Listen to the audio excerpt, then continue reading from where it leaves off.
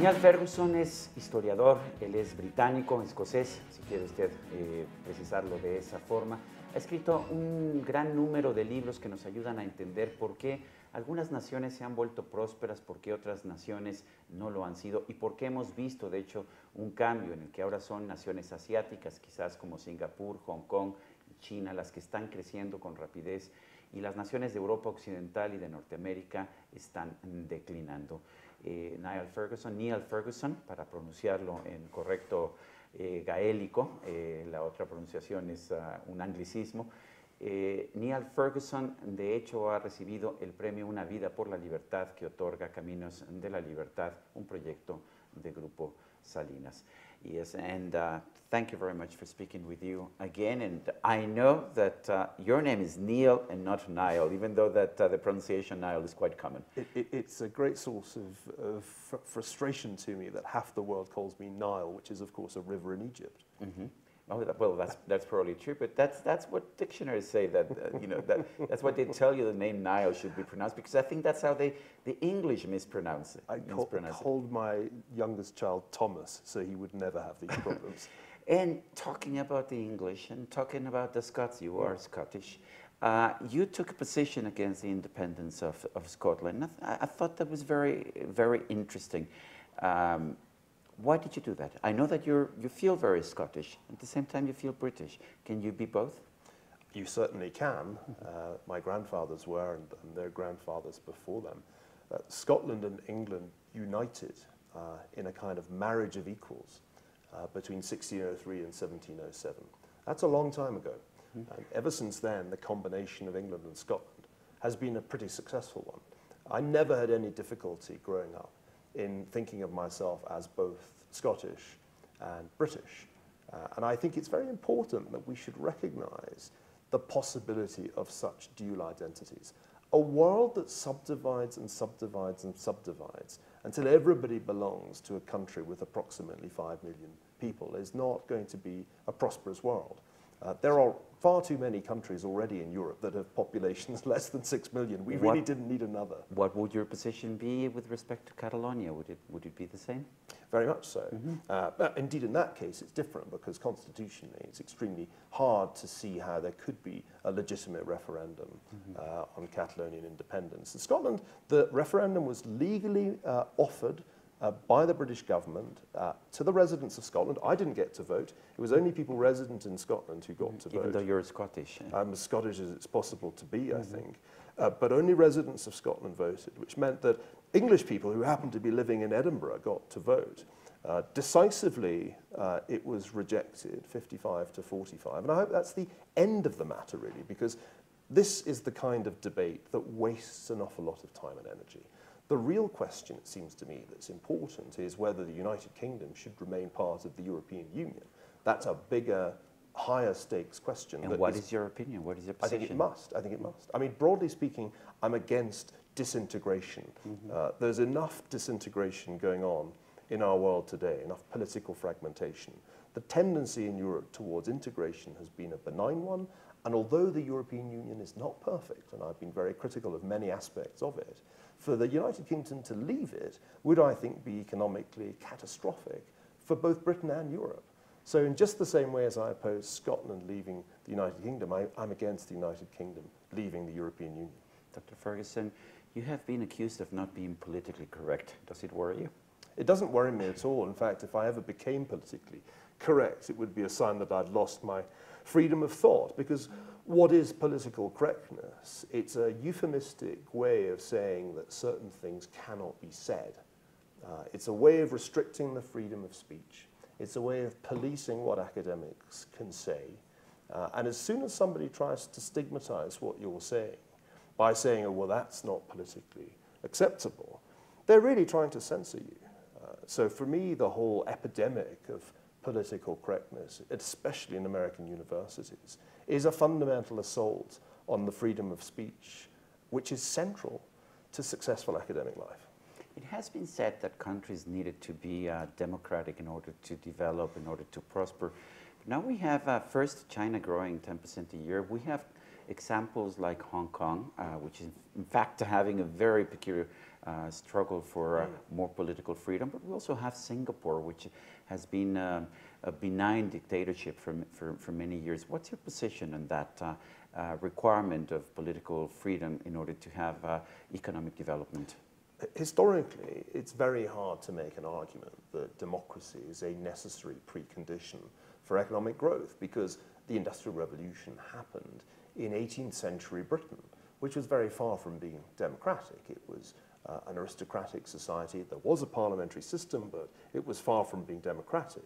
Only a very restricted class of property owners got to vote. So historically, this is a no-brainer. There clearly isn't some kind of necessity to have democracy before you can have growth. And the contemporary examples that you've just listed make it clear that, especially in East Asia, it is perfectly possible to have very rapid growth without democracy.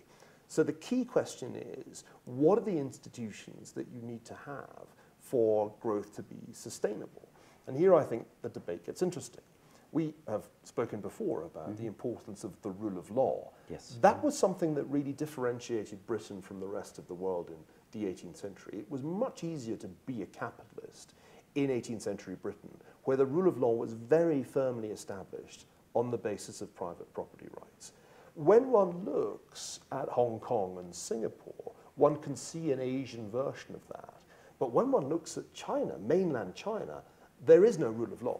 So one of the big puzzles about China's growth since the late 1970s is, how have they managed to have growth at around 10% without anything resembling the rule of law, with private property rights constantly compromised by a corrupt one-party state? One conclusion we can draw is that China is probably going to have to experience some kind of political change, or at least some transition towards rule of law, if its growth is to be sustainable. I think it's extremely difficult to have a stable market economy without the rule of law. You can have it for maybe 30 years, but I think we can already see all sorts of danger signs in China about what may happen if you try to keep on going with a fundamentally corrupt one-party state. I know you're not a specialist on Mexico, and that's why I'm actually going to make the next question. What's your view of Mexico? Mexico has been making reforms. Some of them are good, some of them are not so good. We continue to have serious problems in the application of the rule of law. But what's your view as someone who doesn't live in Mexico, who doesn't specialize in Mexico, regarding the country's perspectives? Well, first, I have terrific affection for this country. I first came here at the age of 17 back in 1981 and was absolutely stunned by its beauty and by the extraordinary warmth of the people. After a long absence, I returned a few years ago. And I was very startled by the trip, because I suddenly realized that Mexico was not simply a war zone, which is how it's represented in the New York Times. The way that the United States tends to represent Mexico is very negatively. So I sat down and I did a bit of research, and I realized that if one simply compared Mexico with Brazil, the other really big Latin American economy, they're actually very alike. It's just that everybody thinks Brazil is sexy and Mexico is violent. So my argument... Well, their bikinis are smaller. Well, this is a kind of bad basis for economic judgment. I can see that. My argument for the last 3 years has been, one should be long Mexico, one should be positive about Mexico and rather negative about Brazil. Clearly, it's a huge undertaking to try to reform the Mexican economy. There are enormous obstacles to a liberalization of, say, the energy market or telecoms. But it's happening.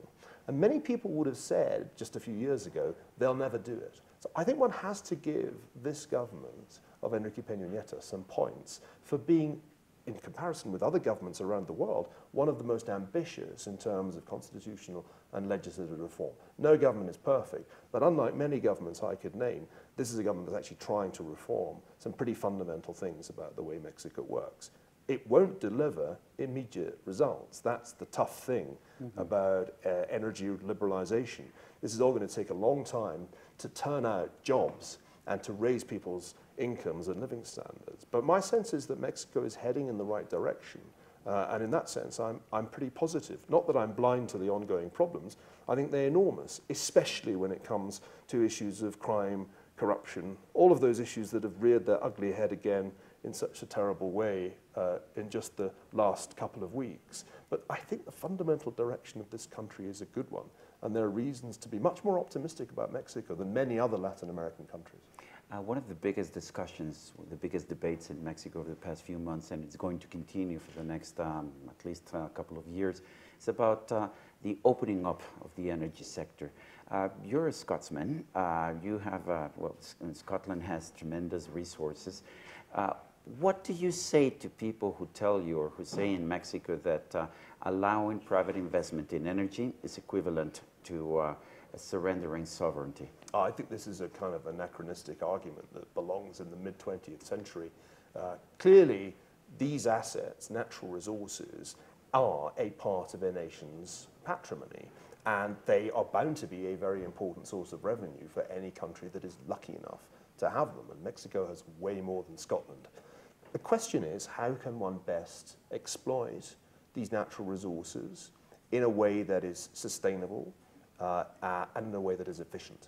And it is very clear that having a single state monopoly entity is not the way to do that. There needs to be some competition, and there needs to be foreign capital.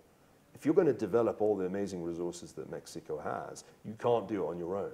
And the same applies, I think, to other countries in this part of the world, further south in Argentina. There's no way that the huge resources there will be developed if the government carries on in its present way. So I think this is an extremely exciting time.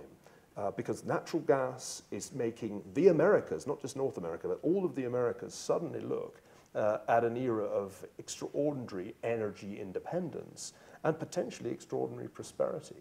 So I think this is exactly the right way to go. And those who still are hung up on the idea that the oil industry should be nationalized and under direct state control need to get into the 21st century and look at the way successful countries that have made the most of their natural resources have done the job, and that would include Norway, for example. There are all kinds of role models out there that Mexico can learn from, and I'm glad to say that it's happening. Niall Ferguson, I do want to thank you for this conversation. My pleasure. Y a usted, amigo televidente, que hace posible este programa, se lo agradezco también. Esto es todo por hoy, pero no se lo olvide. Nos vemos la próxima.